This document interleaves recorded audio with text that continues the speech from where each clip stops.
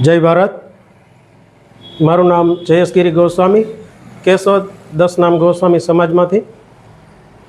આજે વીર શહીદ જવાન, અમારા સમાજના ગૌરવ કહી શકાય એવા વીર શહીદ હરેન્દ્રગીરી ગોસ્વામી વિશે બે વાત કરવાની છે.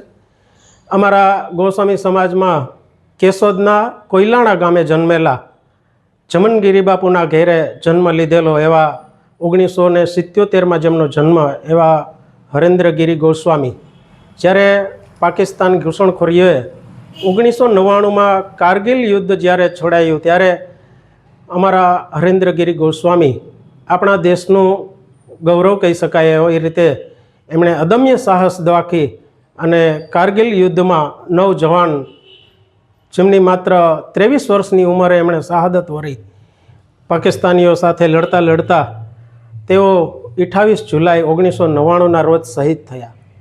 ત્યારબાદ તેમનું માનભેર વિદાય સમારોહ અહીંયા કેશોદ શહેરમાં ખૂબ માનભેર એમને વિદાય આપવામાં આવેલી અને અમારા 10 નામ ગોસ્વામી સમાજનું જે સમાધિ સ્થાન આવેલું છે ત્યાં એમનું વીર શહીદ સમાધિ સ્મારક અહીંયા ખૂબ બનાવેલું છે અને ભવ્ય રીતે બનાવેલું છે. અને એમના શહાદતમાં અમે દર વર્ષે 26 જુલાઈના રોજ એમને પુષ્પમાળા અર્પણ કરી અને એમના સન્માનને અમે યાદ કરીએ છીએ. એમની શહીદી હોરી એને અમે આખો દેશ યાદ કરીએ છીએ અને અમારા સમાજનું તો એ ગૌરવ છે, પણ આપણા કેશોદનું પણ ઘરેણું કહી શકાય અને ગૌરવ કહી શકાય, જેમણે આપણા દેશ માટે એમના માત્ર 23 વર્ષની ઉંમરે એમના પ્રાણ ત્યાગા, શહીદી હોરી, એ બદલ દેશ હંમેશા એમને યાદ કરતો રહેશે. જય ભારત, વંદે માતરમ, જય જવાન, જય કિસાન. હરેન્દ્રગીરી વસંતગીરી જે આર્મીની અંદર 17 વર્ષ પૂરા કરી અને કેશોદની અંદર વસું છું. અમારા 10 નામ ગોસ્વામી સમાજ તરફથી વિજય દિવસને દિવસે હરેન્દ્રગીરી શહીદ જે અમારા સમાજનું ગૌરવ છે તેની અમે શ્રદ્ધાંજલિ દેવા હર વખતે કારગિલ દિવસને દિવસે અહીં પધારીએ છીએ અને બહોળો ઉત્સવ કરીએ છીએ.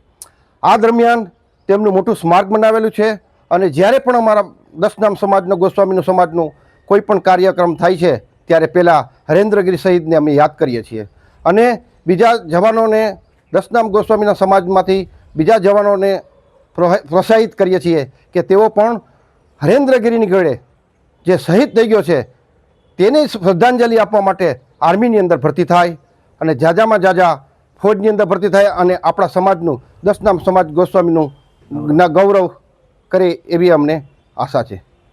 નામ જય હિન્દ, જય ભારત.